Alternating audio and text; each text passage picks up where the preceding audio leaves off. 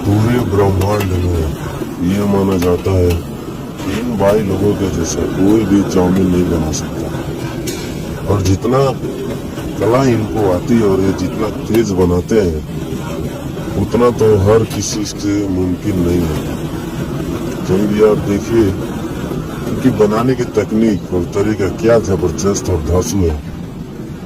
1 minute में कितने लोगों को बना देते हैं, 500-1000 लोगों को बना देते हैं 1 मिनट में। आप देखिए और कितनी फुर्तीलेबाजी होते हैं ये लोग। और आप लोगों को भी ये अच्छा लगा, चाउमीन खाना पसंद है, तो वीडियो को लाइक, कमेंट और शेयर जरूर कीजिएगा।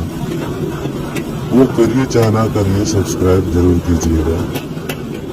देखिए बातों बातें में भाई साहब ने तो निपटा ही दिया। नंबर 1 पे चल रहा है ये महाराज। क्या गजब की टैलेंट है इनका।